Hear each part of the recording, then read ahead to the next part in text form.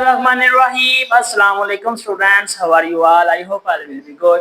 I am your physics instructor Afaq Ashraf. बच्चे मैं आज आप लोगों के लेकर आया हूँ 11th क्लास न्यू फिजिक्स का चैप्टर नंबर 4 और आज उसका दूसरा टॉपिक है work done by the variable force.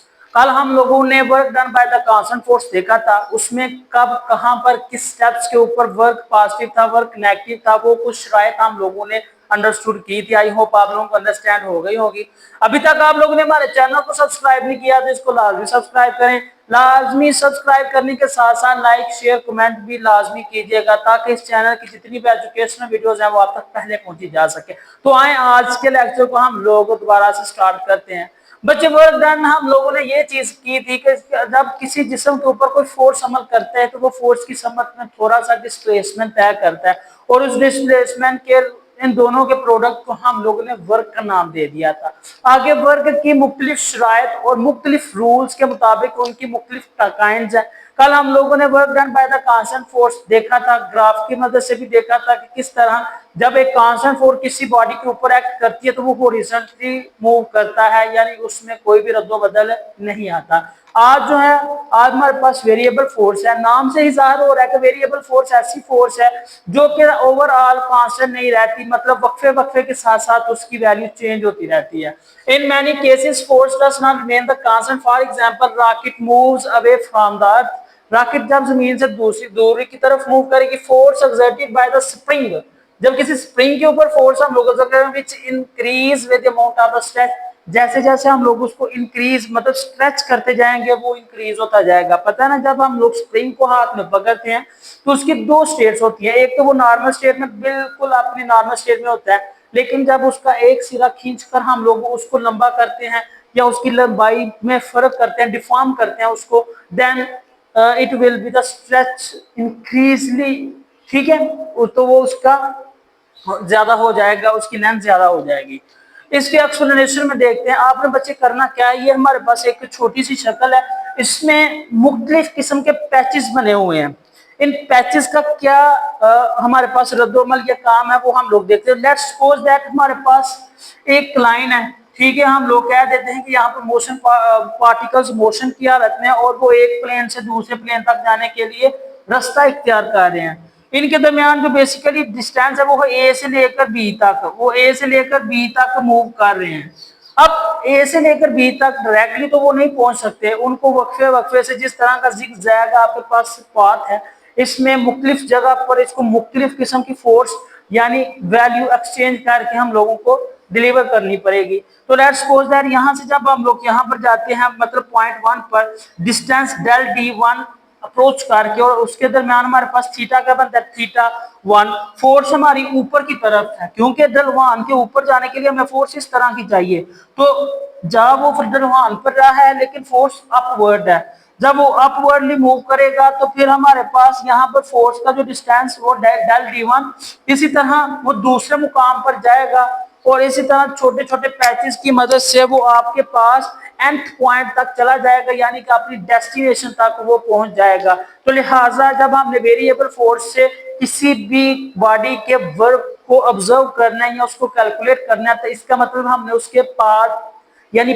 Patches को डिवाइड कर देना है 1 से लेकर nth टर्म तक, तो जो उसका फिर डिस्टेंस होगा वो भी कहां तक हो जाएगा, डेल D1 से लेकर डेल Dn तक। अंडरस्टूड है? फिर उसके ऊपर लगने वाली फोर्सेस भी उसी लिहाज से चेंज होती जाएगी और एट द लास्ट हम लोग उसका वर्क डन मालूम करेंगे। देखिए उसकी मैथमेटिकली फॉर्म क्या है। लेट्स सपोज दैट हम यहाँ पर इसकी मैथमेटिकली फॉर्म की हेडिंग दे देते हैं। बच्चों आप लोगों ने हेडिंग्स का सहारा जरूर लेना है ताकि आपकी इफेक्टिव नंबर्स को अप्रोच की जा सके।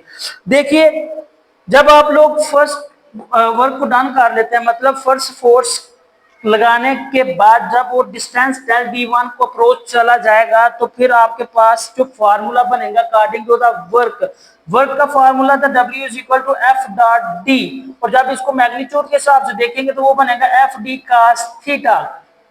ठीक है, यहाँ पर हम फर्स्ट पाथ के लिए जो डिवाइड फोर्स और वर्क डन डिस्प्लेसमेंट है उसको देख रहे हैं, तो लिहाजा यहां से लेकर यहां तक जो आपका D1 है उसको हम लोगों ने कर दिया F1 डेल D1। फिर उसकी मैग्नीट्यूड के हिसाब से देखें तो वो क्या बन जाएगी F1 del D1 cos theta 1। इसी तरह वहां से लेकर दूसरे पार्ट तक जब हम लोग मूव करेंगे सेकंड इंटरवल तक, तब आपके पास जो इसका वर्क डन होगा वो हो जाएगा F2 del T2 according to this formula, and this magnitude will be converted F2 del D2 cos theta 2। ठीक हो गया बच्चे। फिर और इसी तरह से जब हम लोग 2, 3, 4, 5 nth टर्म तक चले जाएंगे तो हमारे पास जो वर्क डन की वैल्यू आ जाएगी वो आ जाएगी F N delta D N and F N del D N cos theta, and that's will be the value of the work at nth term. Understood? The total work done in involving or moving the object from point A to B, वो सारे का सारा जो work A से लेकर B तक perform करने के लिए हमारे पास आया, उसका जब टोटल वर्क निकालेंगे तो वो उन तमाम छोटे छोटे पैचेस पर डन होने वाले वर्क के इक्वल होगा। अंडरस्टूड? हमने यहाँ पर छोटे छोटे पैचेस बनाए थे, उन पैचेस की मदद से हम अपने डेस्टिनेशन की तरफ गए थे, और उस डेस्टिनेशन पर पहुंचने के लिए जो हमारे पास टोटल वर्क डन हुआ है वो एक सिंगल वैल्यू के इक्वल होगा जिसको हम लोग टोटल वर्क कहेंगे। उसमें जो पैच 1 का वर्क डन है वो डेल्टा W1, जो पैच 2 का, फिर पैच 3 का और फिर पैच n तक जितने भी वर्क डन हुए उन सबको हम लोग यहाँ पर कैलकुलेट करेंगे। तो बच्चे यहाँ पर देखें उनके फार्मूलाज को मैंने बिल तरतीब लिख दिया है। इनको जब हम लोग समेशन की मदद से ऐड करेंगे, ये जो सिग्मा है ना, सिग्मा इसका मतलब है ऐड करना। क्या है इसका मतलब? ऐड, यानी उसकी जो समेशन है ये हमें कलेक्टिव या मजमुआ या आप लोग इसको सम की शक्ल में ले सकते हैं। ये है आप लोगों के पास work done with the help of the variable force and according to their patches divided to the nth term. nth term तक उसके जो पैचेस डिवाइड हुए हैं, nth टर्म तक जो वर्क डन हुआ है छोटे छोटे पैचेस पर, उन सब को टोटल करने के बाद हमारे पास एक सिंगल वैल्यू आ जाएगी जिसको हम लोग सिग्मा की शक्ल में लिखेंगे। आई यानी कि आपके पास आई की जो वैल्यू है 1 से लेकर n तक हो सकती है। So F I delta D I cos theta I, that will be the final formula of the work done by the variable force. Okay हो गया। अब हम इसको थोड़ा सा ग्राफिकली भी देख लेते हैं। ग्राफिकली बच्चे बहुत ही इजी है। आपने फर्ज करें ढलवान वाली शक्ल में या ढलवान रास्ते पर आप लोग मूव करना शुरू कर रहे हैं, तो ये देखें जब आप लोग इस तरह से मूव कर रहे हैं तो इसके दरमियान ये डॉटेड लाइंस जो है ना, ये डॉटेड लाइंस आपको बता रही है कि किस तरह से पैचेस की लेंथ और पैचेस की जो विड्थ है वो चेंज हो रही है, और वो अपने बदलते हुए रास्ते के साथ साथ अपनी फोर्स और इसके डिस्प्लेसमेंट को कम या ज्यादा कर रही है। तो लिहाजा हम लोग y एक्सिस के लॉन्ग f cos थीटा यानी फोर्स और उसका जो कंपोनेंट cos थीटा उसको लेंगे, x एक्सिस के लॉन्ग हम लोग डिस्प्लेसमेंट को कन्वर्ट करेंगे, फिर हम लोग इनके डिस्प्लेसमेंट को जब कैलकुलेट करेंगे तो हमारे पास एक वही इसी तरह से जब हमने इसकी मैथमेटिकल फॉर्म कन्वर्ट किया वो इस तरह से आ गई है। जब हम इसकी ग्राफिकली करेंगे तो बच्चे जब हम लोग इसको ग्राफिकली भी हम लोग करेंगे तो ग्राफ के हिसाब से हम लोग इसके जो पैचेस हैं ये देखिए, ये जो पैचेस हैं थोड़े से पैच के बाद इसका वक्फा आ रहा है और इसी तरह से ये डिक्रीज हो रहा है। ये हमारे पास इसके वर्क डन की नोयत या नेचर को डिफाइन करेगा। Work done by the variable force can be explained by graphically. हम इसको ग्राफिकली देख सकते हैं। Displacement can be divided into N small horizontal graph lines curves, छोटे छोटे ग्राफ लाइन जो कि कर्व की शक्ल में है उसमें हम लोग उसको चेंज कर देंगे। ठीक है। That work done is the area under the graph work done is equal to the sum of the area of all the rectangles। तो ये जो एरिया अंडर द ग्राफ होगा यही आपके पास वर्क डन की वैल्यू होगी, और ये जो छोटे छोटे स्मॉल पैचेस है जब ये इकट्ठे किए जाएंगे इनका जो सम होगा वो इसके टोटल वर्क यानी इसके ऊपर जो टोटल वर्क डन हो रहा है उसके इक्वल आ जाएगा। तो हमारे पास जो लार्ज नंबर ऑफ डिस्टेंस को छोटे छोटे डिस्प्लेसमेंट में कन्वर्ट करने की इक्वेशंस को इकट्ठा करेंगे तो वो हमारे पास क्या आ जाएगा, वही हमारे पास जो रिजल्ट पहले आया था।